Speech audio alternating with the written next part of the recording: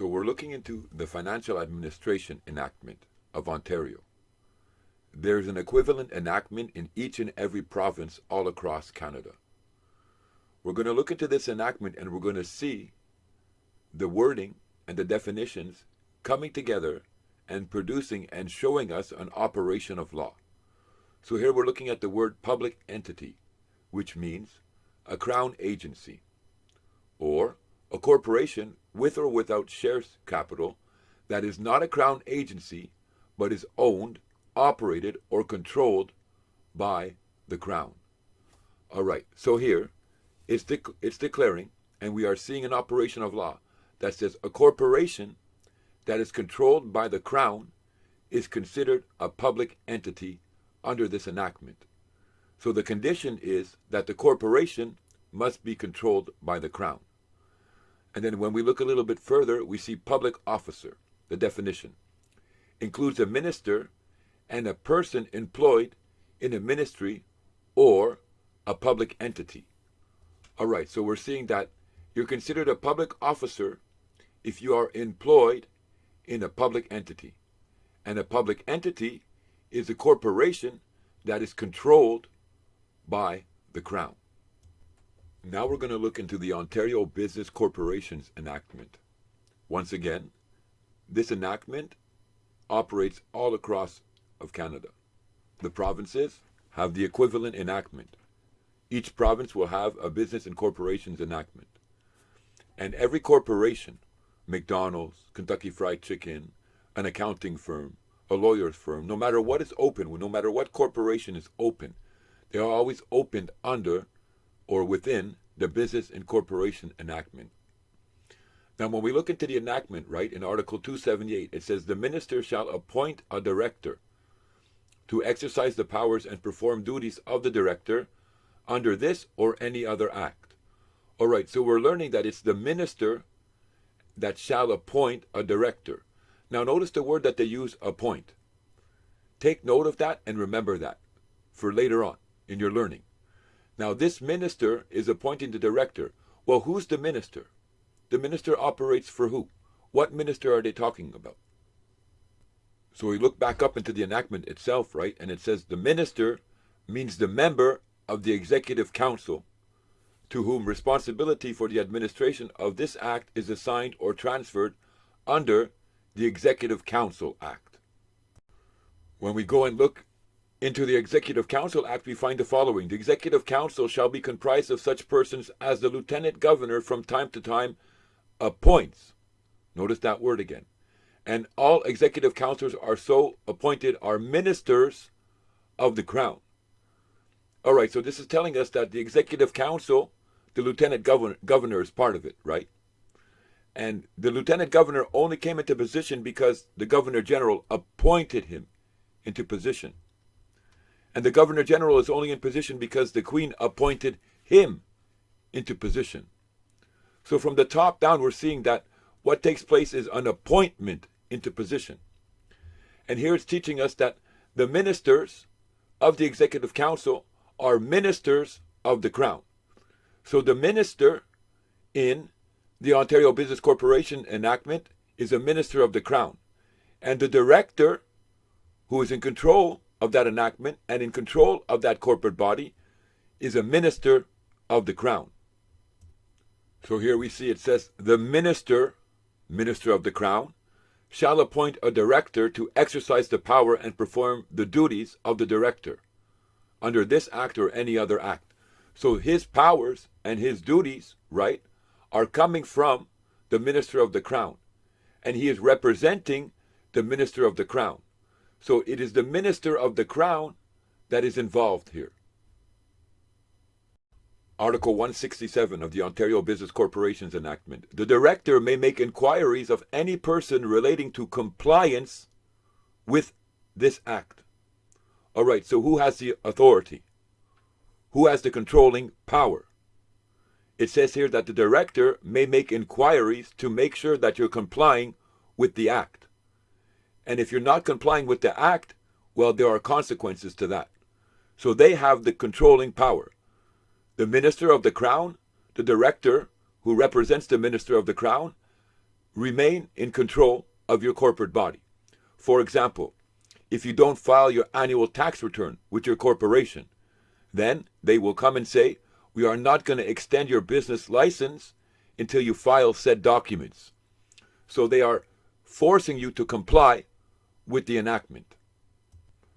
Article 5.1 brings forth the controlling mechanism again, the controlling factor that the director and the Crown has over your corporate body. It says articles of incorporation must be in the form approved by the director and must set out the information required by this act, the regulations, or the director. Again, who's controlling your corporate body? So far we're seeing that it's the director and this enactment that's controlling your corporate body. Looking into Article 6 of the same enactment, an incorporator shall send to the director articles of incorporation and any other required documents and information, and upon receipt of the articles, documents, and information, the director shall endorse the articles in accordance with Section 273 with a certificate which shall constitute the certificate of incorporation. So once you satisfy the director's requirements, then the director will endorse your certificate. The director will grant you permission. The director will grant you the privilege. The director will grant you the right to be considered incorporated under this enactment. You see, in the Financial Administration Act of Canada, in Article 19.1, it says the Governor and Council may, on the recommendation of the Treasury Board, by regulation prescribe the fees or charges to be paid for a right or privilege conferred by or on behalf of Her Majesty in the right of Canada, by means of a license, permit, or other authorization, by the persons or class of persons on whom the right or privilege is conferred, or could authorize the appropriate minister to prescribe by order those fees or charges, subject to such terms and conditions. So what you're actually doing is you're paying your fees. You're going there and you're making the application and you're paying your fees, and you're being given a right or a privilege to operate as an incorporated body, to operate as a corporation. But within being allowed to operate as a corporation, the director remains in control of your corporate body. The director issues you your certificate. The director requires you to follow the enactment.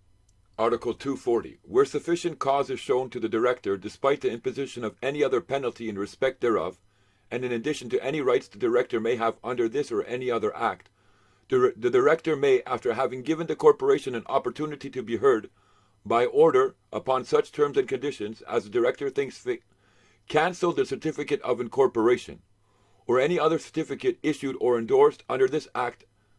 So here we're seeing again, the director, right? He holds the controlling power. He can cancel your certificate of incorporation, thereby stopping you from operating as a corporate body. Now, who's in control of who? You think when you opened up your corporate body that you became the CEO, that you became the director of your corporation, and you're the one sitting in ultimate authority. But the enactment teaches us, the same enactment wherewith you opened your corporation with, that you are not the ultimate say, that you are under the control of the Crown, and you are under the control of the director, and that director can cancel your certificate of incorporation. Article 1.2. For the purpose of this act, a body corporate shall be deemed to be a subsidiary of another body corporate if, but only if, it is controlled by that other body corporate. So here, it didn't say that you will be a subsidiary, right? The operation of law says you will be deemed to be a subsidiary of the other body corporate. And what's the factor? What's the qualifying factor for you to be considered a subsidiary or deemed to be considered a subsidiary? Well, your body corporate has to be under control of another body corporate. And when you opened up your corporation, irregardless of the business that you are going to do, your corporate body remains under control of the Minister of the Crown and under control of the director. This business incorporations enactment is representing an office for the Crown, is representing an office within Canada. And when you open up your corporate body, you become a subsidiary of that office. Therefore, the office that you are operating is also within the corporate body of Canada. However, the agency that you are operating, meaning the business that you are taking on or the business that you are doing, will be different. Just like when you have one corporation who branches out into another type of business and creates a subsidiary. They're two different operations of business, but they belong to the same company. And that's what's going on here.